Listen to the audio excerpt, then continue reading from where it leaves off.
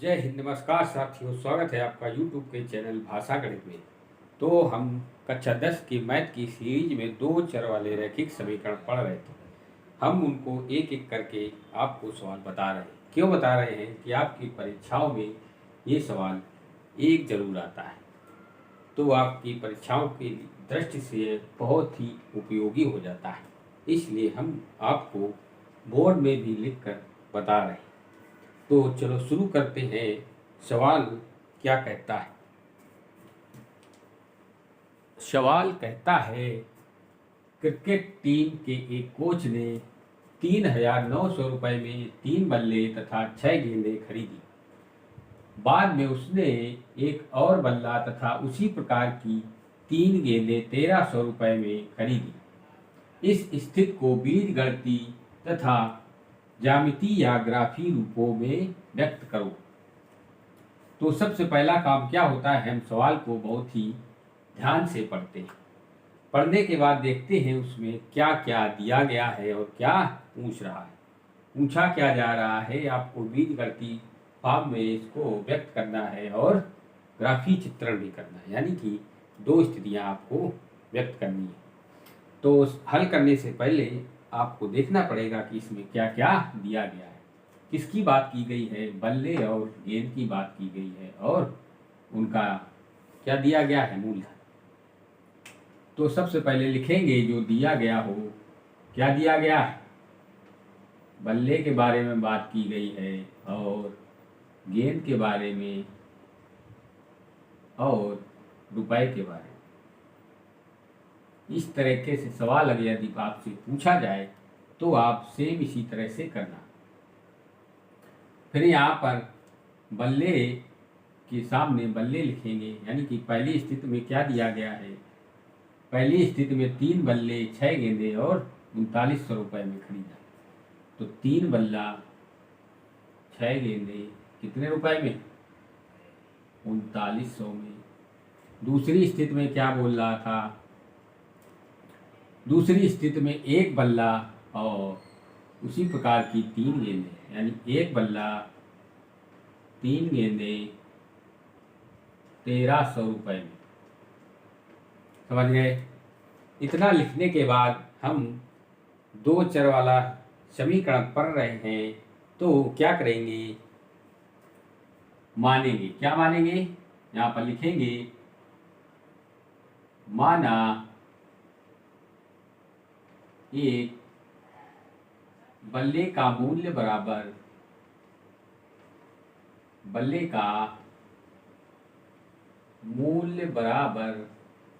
x रुपए।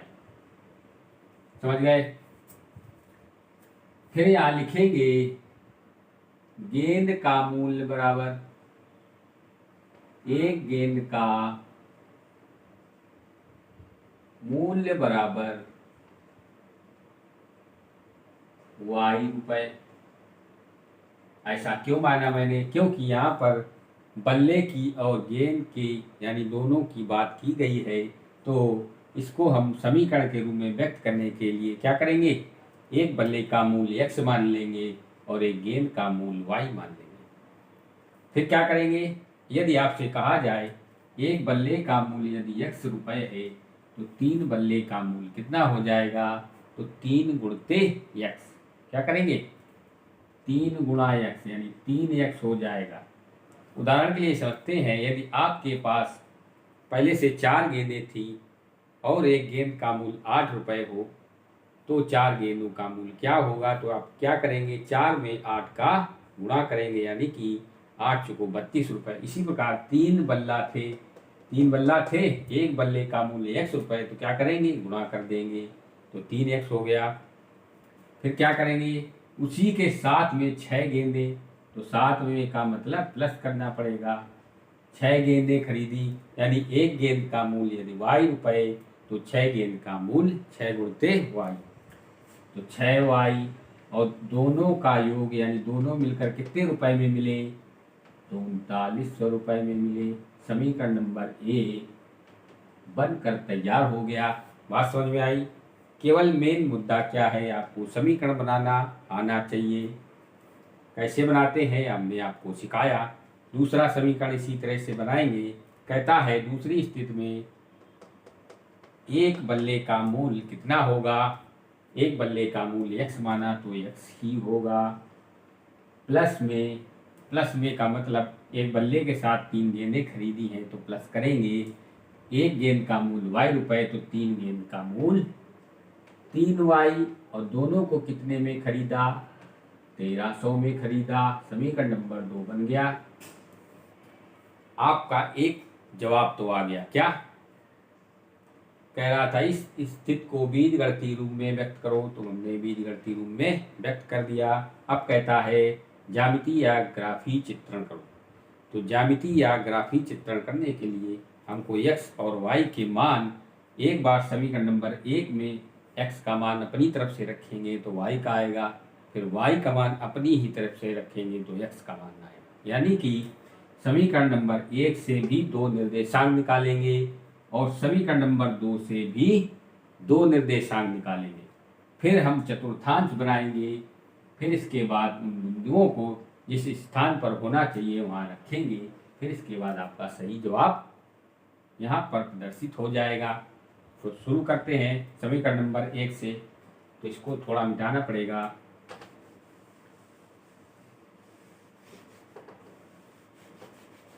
समीकरण number 1 क्या है, यहाँ लिख लेते हैं 3x + 6y बराबर 3900। दूसरा क्या है, x + 3y बराबर 1300। समझ गए बात को। अब समीकरण नंबर 1 से, ये समीकरण नंबर 1 है, ये क्या है, समीकरण नंबर 2।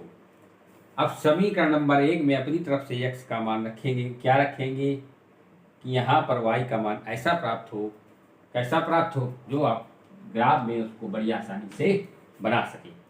तो देखिए कि मैं कैसे करता हूँ, सेम आपको उसी प्रकार से करना है। तो हम x का मान यहाँ लिखेंगे। समीकरण नंबर 1 में,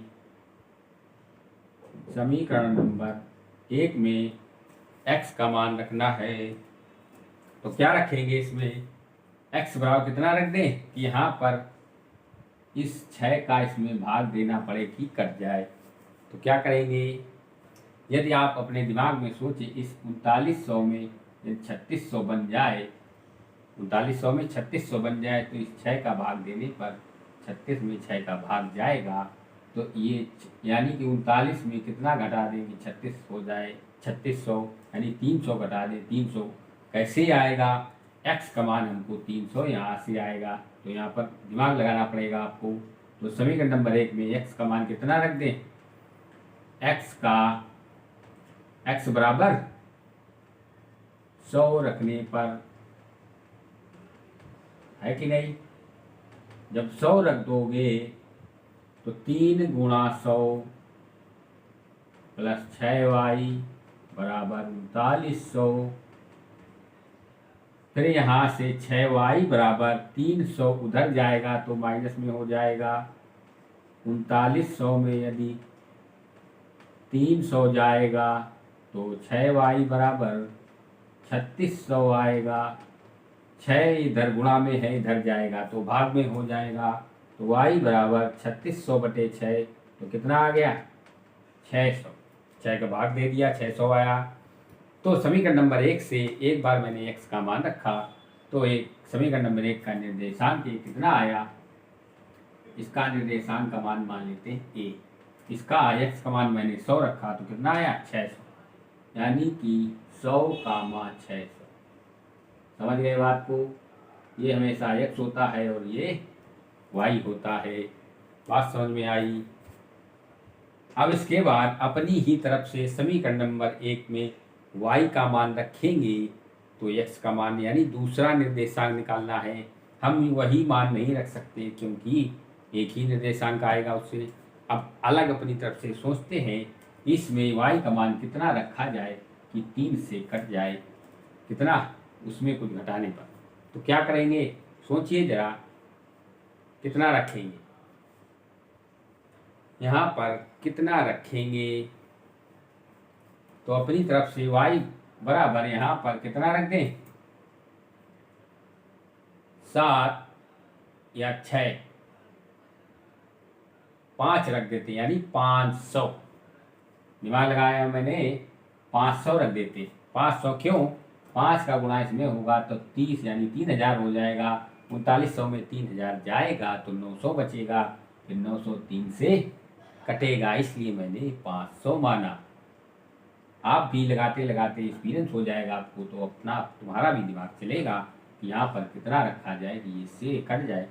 बात समझ में आई? तो इसके माध्यम से आप सीखेंगे कि मान को कैसे रखा जाता है। तो हम समीकरण नंबर 1 में पुनः y का मान क्या रखेंगे? y बराबर 500 रखेंगे। तो यहाँ लिखेंगे, यहाँ क्या करेंगे? यहाँ लिखेंगे समीकरण 1 में y बराबर 500 रखने पर, जब 500 रखोगे तो 3x प्लस 6 गुणते 500 बराबर 3900। 6 गुणा 5 3000 हो जाएगा। 3x बराबर 3900 माइनस 3000 उधर माइनस में हो जाएगा।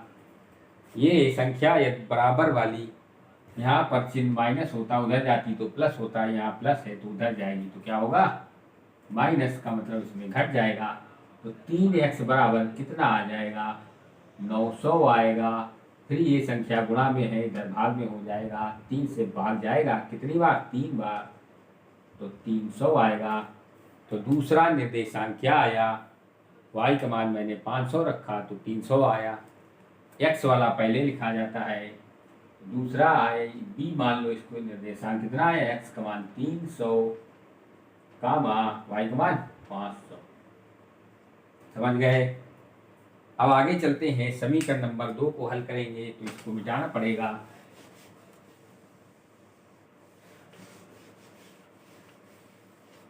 समीकरण नंबर 2 में कितना मान रखा जाए, यानी x बराबर कितना रखें कि 3 से वो आगे वाली संख्या कट जाए। यानी कि यहाँ पर मैं अगर 100 रख दूँ तो वहाँ 12 आ जाएगा, फिर 3 से कट जाए। तो यहाँ रखते हैं समीकरण 1 में x बराबर 100 रखने पर, 1 में नहीं, समीकरण नंबर कितना? 2 में रखना है। समीकरण 2 में x बराबर 100 रखने पर, x बराबर 100 यहाँ रख दो तो 100 x की जगह मैंने रख दिया, प्लस 3y बराबर 1300। 100 उधर जाएगा तो माइनस में हो जाएगा, फिर 1300 में 100 घटा देंगे तो कितना बचेगा? 1200। 1200 में 3 ये गुणा में है, उधर जाएगा तो भाग में हो जाएगा। 3 चौको 12। y का मान कितना आया? 400।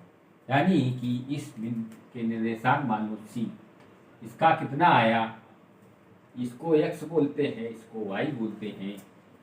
यहाँ पर मैंने x का मान 100 माना तो y का मान कितना आया? 400। 100 माना तो 400 आया। ये होता है x और ये होता है y। अब इसी प्रकार बिंदु D के निर्देशांक भी निकालेंगे। अब समीकरण नंबर 2 में क्या रखा जाए y का मान कि x का मान उचित इसी तरह से आ जाए। तो क्या करेंगे? y का मान यहाँ यदि कितना रख दें? 200 रख देते हैं। समीकरण नंबर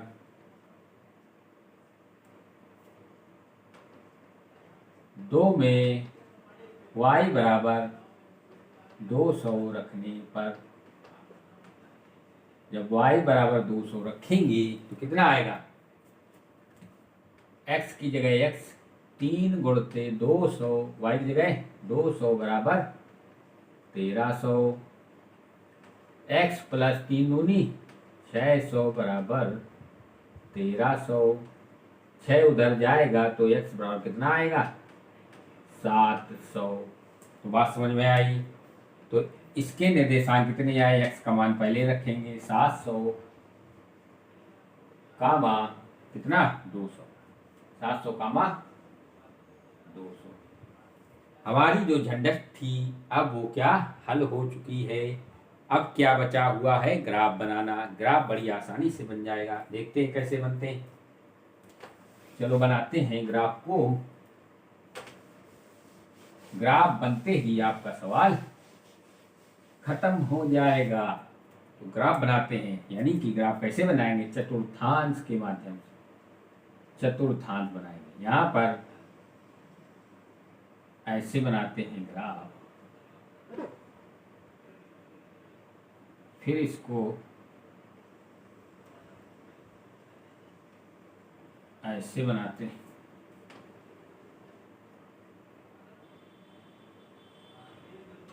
हाँ, तो यहाँ पर क्या होता है, 0 0। अब ध्यान से देखेंगे, आपके दिमाग में आता होगा 100 600 700 कैसे आप रखेंगे। आप एक तरफ से आप 0 0 को भूल जाएं तो ये क्या लिखा है, 1 6 3 5 1 4 7 2, है कि नहीं। तो हम पहले से वही अंक लिखेंगे गिनती वाली, 1 2 3 4। कहाँ तक गया है, 7 तक। तो 7 तक यहाँ पर बराबर भागों में बांटेंगे, 1 2 3 4 5 6 7। समझ गए। यहाँ पर 1 2 3 4 5 6 7। इसी प्रकार यहाँ पर 1 2 3 4 5 6 7। 1 2 3 4 5 6 7। अब इस अक्ष का नाम क्या है, एक्स अक्ष, इसका वाई अक्ष, ये वाला एक्स डैश और ये वाला वाई डैश। मैंने बताया था डैश वाले दोनों माइनस में होते हैं और बिना डैश वाले प्लस में होते हैं। क्या होते हैं, प्लस में। अब इनका नाम दे देते हैं, 1 2 3 4 5 6 7। इसी प्रकार 1 2 3 4 5 6 7। यहाँ पर भी लिखेंगे 1 2 3 4 5 6। इसी प्रकार यहाँ लिखेंगे 1 2 3 4 5 6 7। अब यदि इन अंकों के आगे 2 0 लगा दें तो आपकी बात बन जाएगी। तो यहाँ लिख देते हैं 100 200 300 400 500 600 और 700। बात समझ में आई। यहाँ पर आपका काम आसान हो गया। इसी प्रकार यहाँ लिखेंगे 100 200 300 400 500 600 और 700। इसी प्रकार यहाँ पर लिखेंगे 100 200 300 400 500 600 और 700। समझ गए बात को। यहाँ पर भी लिख देते हैं 100 200 300 400 500 600 और 700। अब चलते हैं आपके सवाल पर।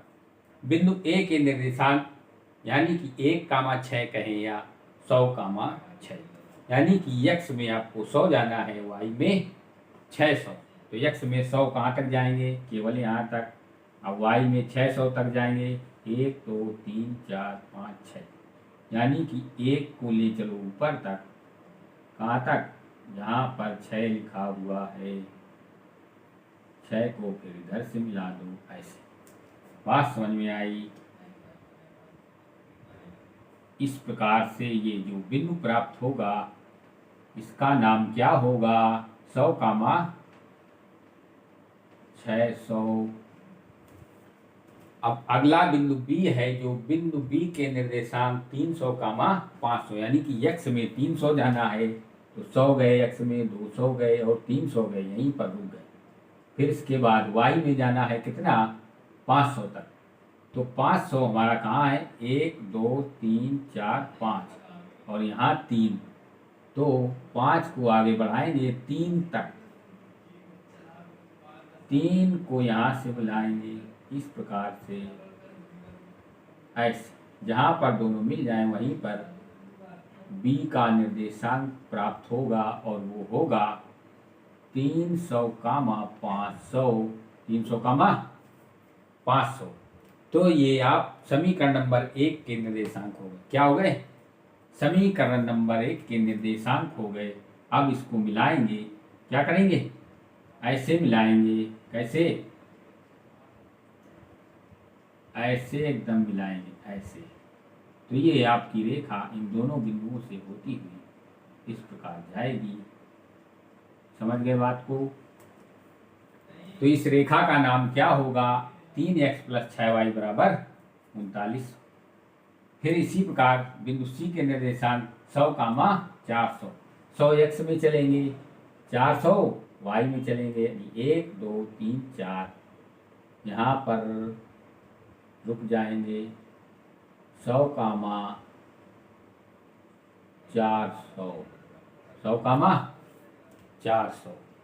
अब चलेंगे x में 700 और y में 200। x में 700 यानी कि 1 2 3 4 5 6 7, x में 700 यहाँ तक चल लिया। अब y में 2 तक चलना है, यानी कि 1 और 2, तो इसको 7 तक ले जाएंगे। कहाँ तक, 7 के सामने रुक जाएंगे। यहाँ पर इसका मान प्राप्त होगा कितना, 700 कामा, यहाँ लिखेंगे बिंदु D के निर्देशांक 700 कामा 200। समझ गए। अब इसको ऐसे मिला देंगे, कैसे,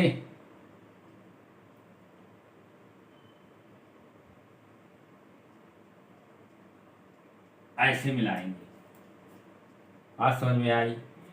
ये रेखा इसके समांतर जाएगी, क्योंकि मैंने आगे पटरी से या उसकी सहायता से बनाया होता तो ये बिल्कुल रेखा इसके समांतर होती, इसलिए ये थोड़ा सा चित्र ऐसे बनेगा। ये रेखा ऐसे जाएगी, ऐसे। समझ गए, बात समझ में आई। तो ये आपका ग्राफी चित्रण हो गया। बात समझ में आ रही है क्या, ये दोनों रेखाएं समांतर हों। समझ गए। तो यहीं से आपका सवाल पूरा होता है। अब इसके जो 3 विधियां हैं 2 चर वाले रैखिक समीकरणों की, एक विधि है प्रतिस्थापन विधि, दूसरी है विलोपन विधि, तीसरी वज्र गुणनखंड विधि। तो अगले क्लास में हम तीनों विधियों की यानी एक एक करके सभी विधियों के बारे में पढ़ेंगे और उनसे संबंधित सवालों को हल करेंगे। आज के लिए इतना ही, धन्यवाद।